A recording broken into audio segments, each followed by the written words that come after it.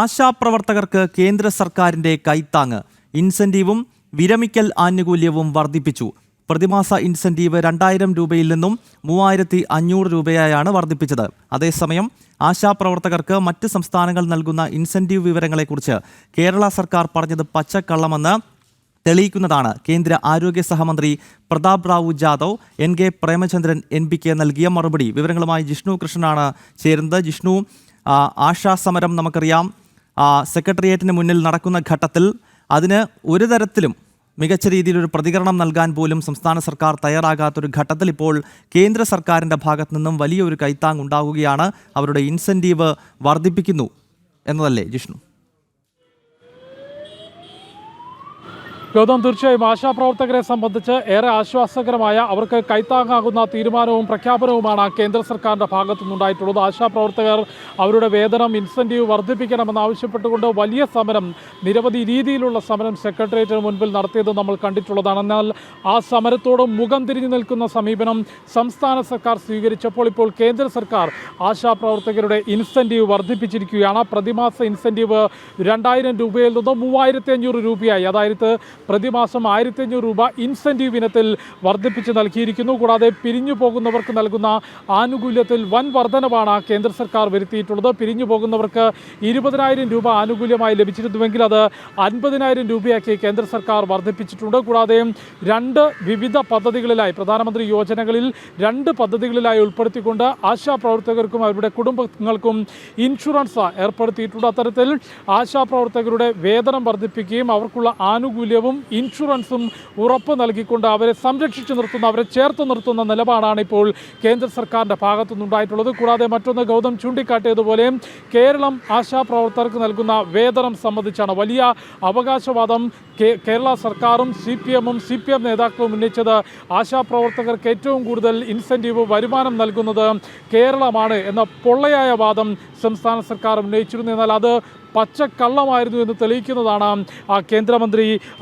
കേന്ദ്ര ആരോഗ്യ സഹമന്ത്രി പ്രതാപ് റാവു ജാദവ് പാർലമെന്റിൽ നൽകിയിട്ടുള്ള NK പ്രേമചന്ദ്രൻ MP-ക്ക് നൽകിയിട്ടുള്ള മറുപടിയിൽ ചൂണ്ടിക്കാട്ടിയിട്ടുള്ളത്. അതിൽ വ്യക്തമാക്കുന്നത് മഹാരാഷ്ട്ര ആശാപ്രവർത്തകർക്ക് 10000 രൂപ നൽകുന്നുണ്ട്, സിക്കിം 10000 രൂപ നൽകുന്നുണ്ട്, ആന്ധ്രാപ്രദേശ് 7200 രൂപ നൽകുന്നുണ്ട്, കേരളവും പുതുച്ചേരിയും 7000 രൂപ വീതം നൽകുന്നുണ്ട്. അതായത് കേരളത്തെക്കാൾ ഉയർന്ന വരുമാനം ആശാപ്രവർത്തകർക്ക് മഹാരാഷ്ട്രയിലും സിക്കിമിലും ആന്ധ്രാപ്രദേശിലും ലഭ്യമാകുന്നു എന്നാണ് കേന്ദ്ര സർക്കാർ വ്യക്തമാക്കിയത്. അതായത് കേരള സർക്കാരിൻ്റെയും CPM-ൻ്റെയും വാദം പൊളിയുന്നു. ഒപ്പം ആശാപ്രവർത്തകർക്ക് ആശ്വാസമായിക്കൊണ്ട് അവരുടെ പ്രതിമാസ ഇൻസെന്റീവിൽ 1500 രൂപയുടെ വരുമാനവും പിരിഞ്ഞു പോകുമ്പോഴുള്ള ആനുകൂല്യത്തിൽ 30000 രൂപയുടെ വർധനവും ഇൻഷുറൻസും നൽകിക്കൊണ്ടാണ് ആശാപ്രവർത്തകരെ സംരക്ഷിക്കുന്ന, കൂടെ നിർത്തുന്ന നിലപാട് കേന്ദ്ര സർക്കാർ സ്വീകരിച്ചത്. രാജ്യസഭയിൽ ഉൾപ്പെടെ കേരളത്തിൽ നിന്നുള്ള ചില ഇടത് MP-മാരാണ് ഇത്തരത്തിൽ പച്ചക്കള്ളം പ്രചരിപ്പിച്ചത്. അതായത് കേരളത്തിലാണ് ആശാ വർക്കർമാർക്ക് ഏറ്റവും കൂടുതൽ വേതനം നൽകുന്നത് എന്ന് പാർലമെന്റിനെ പോലും തെറ്റിദ്ധരിപ്പിക്കുന്ന സാഹചര്യമുണ്ടായി. മാത്രമല്ല, ഇവിടെ നമ്മൾ ശ്രദ്ധിക്കേണ്ടത്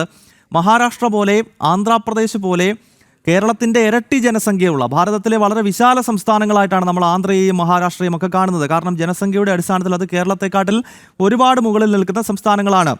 അത്തരം സംസ്ഥാനങ്ങളാണ് കേരളത്തിൻ്റെ ഇരട്ടി തുക ആശാ വർക്കർമാർക്ക് നൽകുന്നത്. ഈ വസ്തുത നിലനിൽക്കുകയല്ലേ പാർലമെന്റിനെ ഉൾപ്പെടെ തെറ്റിദ്ധരിപ്പിക്കാൻ ഈ ഇടത് MP-മാർ ശ്രമിച്ചിരിക്കുന്നത്? ജിഷ്ണു,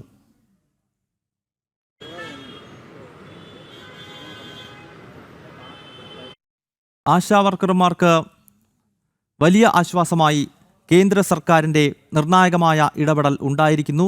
ഇൻസെന്റീവിൽ വലിയ വർധനവാണ് കേന്ദ്രത്തിൻ്റെ ഭാഗത്ത് നിന്ന് ഉണ്ടായിരിക്കുന്നത്. 1500 രൂപയുടെ വർധനവ് കേന്ദ്ര സർക്കാർ നടത്തുന്നുവെന്ന് പറയുമ്പോൾ സ്വാഭാവികമായും കേരളം ഉൾപ്പെടെയുള്ള സംസ്ഥാനങ്ങളിൽ നിലവിൽ സമരത്തിൻ്റെ മാർഗത്തിലേക്ക് ഇറങ്ങേണ്ടി വന്ന ആശമാർക്ക് അത് വലിയ ആശ്വാസമാണെന്ന കാര്യത്തിൽ സംശയമില്ല. വീണ്ടും ജിഷ്ണു കൃഷ്ണൻ ചേരുന്നതായാണ് മനസ്സിലാക്കാൻ കഴിയുന്നത്. ജിഷ്ണു, ഞാൻ നേരത്തെ ചോദിച്ചത് ഈ കേരളത്തിൽ നിന്നുള്ള ഇടത് MP-മാരൊക്കെ രാജ്യസഭയെയും ലോക്സഭയെയും ഒക്കെ നേരത്തെ തെറ്റിദ്ധരിപ്പിച്ചിരുന്നു. അതായത് ഏറ്റവും കൂടുതൽ വേതനം നൽകുന്ന സംസ്ഥാനം കേരളമാണെന്ന് പാർലമെന്റിൽ ഇവർ പറഞ്ഞിട്ടുണ്ട്. മാത്രമല്ല, നമ്മളിവിടെ നോക്കിക്കാണേണ്ട മറ്റൊരു പ്രധാനപ്പെട്ട വസ്തുത എന്നത് മഹാരാഷ്ട്രയും ആന്ധ്രാപ്രദേശും ഒക്കെ കേരളത്തെക്കാട്ടിൽ ജനസംഖ്യ അടിസ്ഥാനത്തിൽ എത്രയോ വലിയ സംസ്ഥാനമാണ്. ആ സംസ്ഥാനങ്ങളൊക്കെ കേരളത്തെക്കാട്ടിൽ ഇരട്ടി തുക ആശമാർക്ക് നൽകുന്നുവെന്ന വസ്തുത നിലനിൽക്കുകയല്ലേ ഈ കേരളത്തിൽ നിന്നുള്ള MP-മാർ പാർലമെന്റിനെ തെറ്റിദ്ധരിപ്പിക്കാൻ ശ്രമിച്ചിട്ടുള്ളത്? ജിഷ്ണു, ഗൗതം, തീർച്ചയായും ജോൺ ബ്രിട്ടാസ് MP ഉൾപ്പെടെയുള്ളവരാണ്, ഇടതുപക്ഷ MP മാരാണ് ഇത്തരത്തിൽ പൊള്ളയായ വാദം പ്രസംഗങ്ങൾക്കിടെ രാജ്യസഭയിൽ ഉന്നയിച്ചിരുന്നത്. അതായത് കേരളമാണ് ഏറ്റവും കൂടുതൽ വരുമാനം ഈ ആശാപ്രവർത്തകർക്ക് നൽകുന്നത്, 7000 രൂപ കേരളം നൽകുന്നുണ്ട്.